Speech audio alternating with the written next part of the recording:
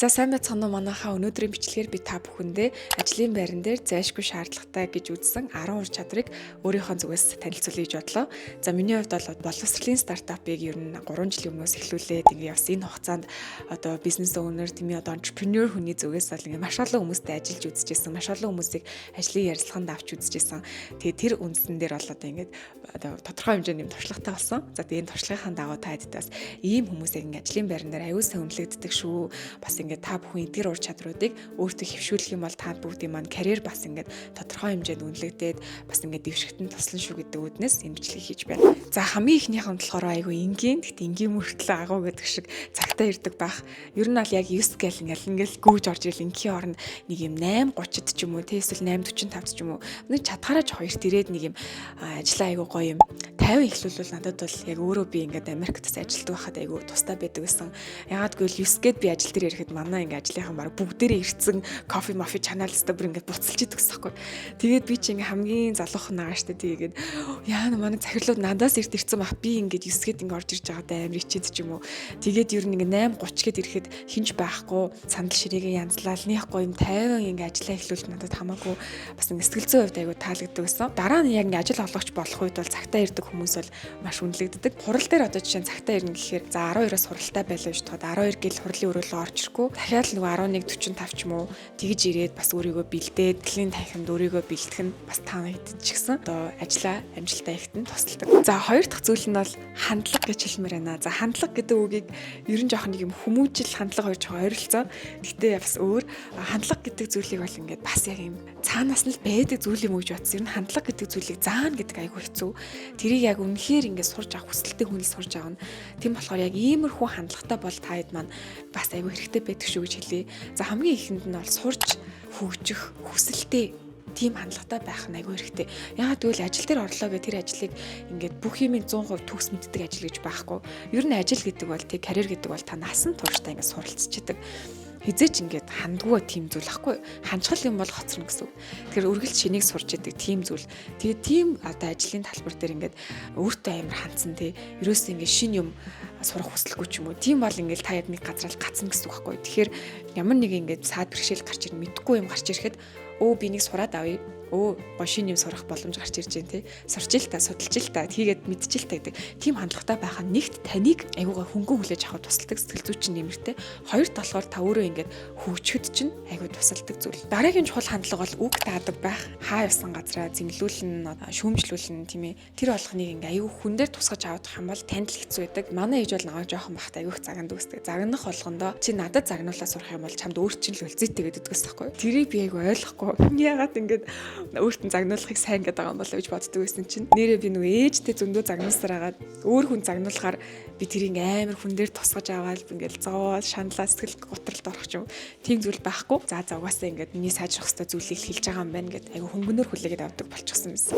За гурав дахь зүйл нь болохоор та ажлын байранд яаж үнэлэгдэх вэ? Магадгүй ингээд хамтран ажиллагч нартаа яаж хүндлэгдэх вэ гэж бодож л байгаа бол хамгийн одоо ихний буюу анхдагч basic зүйл нь ажиллаа сайн хийдэг баг. Энэ дэр ингээд хүмүүс айгу олон үүр төрлийн ургуулж бодоод байдаг. Яг тэд нар ямар ч шаардлагагүй. Эхний ээлжинд та өөрийнхөө ажлыг маш сайн хийдэг. Ажлын гүйцэтгэл чинь маш сайн.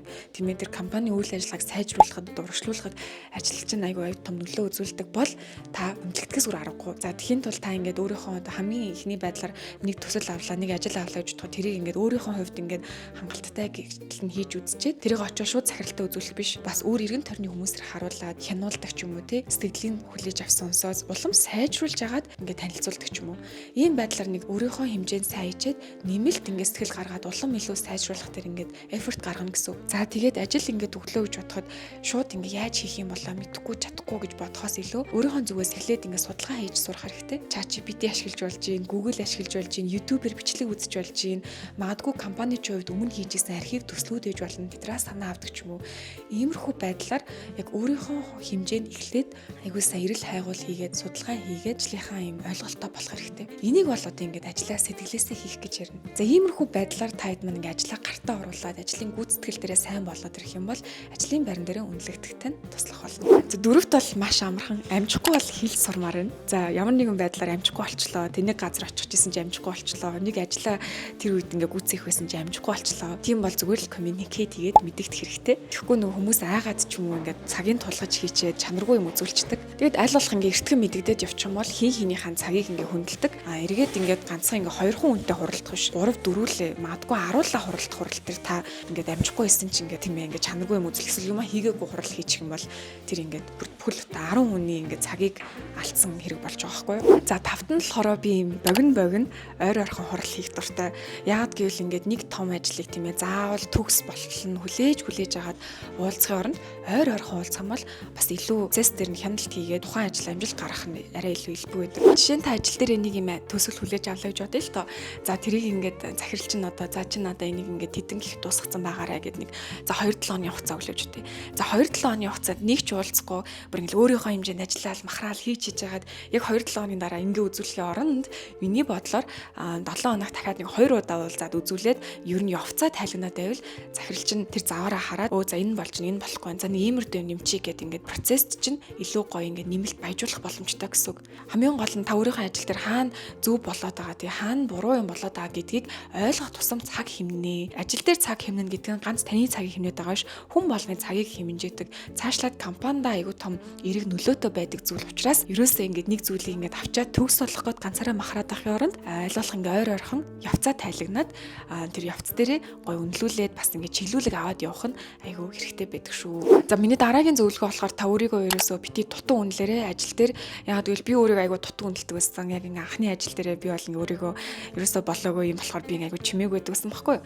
Тэгээд ер нь ингээд бодоод байхад эргээд яг ингээд өөрийгөө эргэцүүлж яхад надад гой санаа байсан уу гээл байсан. Зүгээр би тэрийг хэлэхээс айдаг байсан. Хэлэх юм бол not worth enough гэдэг шиг хангалттай сайн биш учраас миний санаа бодлын хэрэггүй ах гэж би өөртөө л тийм одоо бодолтой яваад байдаг байсан учраас тэр бодлосоо болоод өөрийгөө айгүй хойш татдаг байснаа бүр сүүлд нь ойлгож ирсэн. Тэр би яг анхны карьераа эхлүүлж байгаа ч юм эсвэл ингээд ажил дээр яг ингээд байдаг мөртлөө санаа бодлоо илгээс ингээд хойш суудаг бол бити тэгэрэй гэж хэлмээр байна. Таны бодож байгаа санаа тийм ээ танд байгаа тэр шийдэл магадгүй сая долларын санаа байж болно. Тэгэхээр та хэлэхгүй байснаар тэр сая долларын санааг ерөөсөө хүүлж байгаатай яг адилхан. Тийм учраас өөрийгөө жижиг гэж голлох, өөрийгөө дутуу гэж голлох, өөрийгөө туршлагагүй гэж голлохгүй тийм ээ санаа бодлоо ингээд идэвхтэй илэрхийлж байгаарай гэж хэлмээр байна. За тэгтээ энэ дэр нэмж хэлэхэд ингээд зүгээр л ингээд санаа төдий ингээд зөндөө юм хэлээд тахгүй санаагаа хэрэгжүүлээд бодит толгоод яг юм акшн плантай тий иймэрдүү байдлаар хий гэж бодож ийн гэдэг юм үйлдэлтэй тийм байдлаар ингээд өөрийгөө илүү гоё харуулаарай. Дараагийн зүйл нь хэрвээ танд ямар нэгэн санал гомдол байгаа бол одоо болохгүй бүтэхгүй зүйл байгаа бол тэрийг ингээд аль болох шууд удирдлагатай мэдэгдэж байгаарай гэж хэлмээр байна. Миний анзаарснаар бол ингээд нэг төвшний хүмүүстэй ч юм уу ажил дээрх одоо найзуудтай ч юм уу ингээд илүү яриад яваад байдаг. Тэрийг бол ингээд effective communication буюу horizontal communication гэдэг яг нэг төвшний хүмүүстэйгээ ингээд яриад байдаг тий. Тэгээд ахаар ер нь тэр яриа шийдэл нэх болдгоо илүү дам яриа болоод баг ингээд ажил дээрх ингээд gossip ч юм уу тий. Тийм яриа болох нь илбэг байдаг. Тэрний оронд танд ямар нэг асуудал байгаа бол тий тэрийг та шууд удирдлагатай мэдснээр мэдэх ёстой хүнд нь мэдэгдснээр тэр хүн тэрийг шийдэл болгох талаас нь илүү хардаг. Магадгүй та ажил дээр ямар нэг хин нэгнээс дарамт авсан ч юм уу хин нэгэнд гомдолтой байгаа тий ямар нэг ёс зүг үйлдэл гарсан бол эсвэл та ажлаас гарах талаар бодож байгаа бол эсвэл та ажлаас солих хүсэлтэй эсвэл одоо хийж байгаа ажилдаа дургүй байгаа өөр юм дээр ажиллаж үзмээр байгаа. Ажил дээр зөндөө л асуудал гарна. Тэр асуудал болгоно хин нэгэнд ингээд зүгээр ингээд нэг юм сэтгэлээ тайдрах төдий ингээд яриад тахгүй зүгээр л та өөрчлөлт үнэхээр хүсэж байгаа бол яга шууд удирдлагатай мэдэгд. Тэр нь эргээд таны цагийг хэмнэн тэгээ таны ирч хүчийг бас хамгаална. За миний дараагийн зөвлөгөө бол танд ингээд ажил дээр ямар аппликейшнуд ашиглаж байна. Яг тэр аппликейшнуудынхаа шорткатуудыг сурах хэрэгтэй гэж хэлмээр байна. YouTube-ээр шууд бичлэг үзэл тийм ээ хэрвээ танах Google ашигладаг бол эсвэл Outlook ашигладаг бол яг тэр платформуудынхаа shortcuts гэж бичлэг үзээд тэмдэглэл хөтлөөд тэр тэмдэглэлээ компьютерийн хажууд наачих эсвэл ширээн дээр наачих. Тэгээд өдөр болгон ажиллаа хийж байхдаа тэр shortcut-удаасаа чадхаараа ингээд өөрийнхөө ажилд ингээд хэвшүүлж оруулаад тэгсээр адил та өдөр тутмын ажлын хэв маягт тэдгээр shortcut-уудыг оруулаад сурчдаг. Тэгэхээр та нэг shortcut ашигласнаар нэг 2 секунд хэмнэлж бодъё л доо. Тэр shortcut-ыг өдөрт зөндөө олон удаа ашигладаг учраас таны өдөрт бараг 30 минутыг хэмнэх боломжтой байдаг. Иймэрхүү байдлаар та өөрийнхөө ажилд микро байдлаар тийм ээ маш жижиг байдлаар цаг хэмнэх зүйлсүүдийг ингээ оруулж ирснээр эргээд таны үр бүтээмж нэмэгддэг юм шүү. За 9-т нь болохоор хурал бүр дээр тэмдэглэл хөдөлдөг байгаасаа гэж хэлмээр байна. За хурал болох гэж л байгаа бол товлогдсон л бол за эсвэл заавал товлогдоогүй зүгээр л хин нэгэн одоо өрөөндөө таныг дуудаад ажил яри тест нэг тэр төсөл дээр нэг юм яриа та эсвэл одоо захиралч нь аль хинний ороод ирдэ ч гэдэм юм. Иймэрхүү байдлаар заавал товлогдсон ч бай товлогдоогүй ч бай та нэг одоо ажлын талаар ярилцах гэж байгаа бол дэвтэр үзэгтэйгээ ороод суухад илүүдэхгүй тэнцээ гарч байгаа санаа тийм ээ тэнцээ яригдсан зүйлс магадгүй дараагийн хийх алхмуудаа ингэ тэмдэглэлсэн хамаагүй дээргүй ингэ толгоондоо ингэ зүгээр сонсоод суухаар та баг ингэ дийлэн хувь мэдээлэл алддаг. Тэгэхгүй бол дараа нь нэг юм тэр хурал дээр би чамныг хальт дуудаад нэг тим ярьжсэн даа чи санахгүй нү гэвэл тэрийг ингээд яг тухайн үед нэг хальт болоод өнгөрсөн болохоор та магадгүй яг ажлынхаа ингээд төлөвлөгөөнд оруулаагүй үлдсэн ч гэдэм үү те. Ийм байдлаар нөгөө нэг салгардах тохиол байдаг учраас аль болох ингээд бүх зүйлийг бас ингээд тэмдэглээд хөтлөөд явбал танд амар гэдэг. За ингээд хамгийн сүүл хэлмээр байгаа зүйл маань бол та ингээд ажил дээр ажиллаа хийж байхдаа төлөвлөгөөтэй ажиллаа гэрээ гэж хүсмээр байна. Ер нь бол би одоо оюутнуудаас зөвлөдөг та хэд маань ингээд оюутан сурагч нар тийм ээ номын санд ч юм уу, кофе шоп ч юм уу, гэртээ ч юм уу жилийгээ суухтаа дараагийн 2 цагийг яаж өнгөрөх төлөвлөгөө эхний 15 минутанд гаргаарай гэж би зөвлөдөг. Тэрэн шиг та ажил дээрээ ч гэсэн өглөө эрт очиод яг эхний 30 минутаа тухайн өдрөө яг ямар ажлууд хийж дуусгахын энэ 7 хоногийн ажлууд юу байгаа вэ гэж төлөвлөгөө харж агаад ажиллаа хийх нь зөв. Тэгэхгүй ингээд нэг ажлаа санчдаг тэг чухал гэж бодсон хэдэн ажиллаа. За тэгэл тэдрээгээ өдөржингөө нухчитл өдөр нь дуусаал гэдэг яг ингээд бусад ажлууд нь явдггүй ч юм уу тий.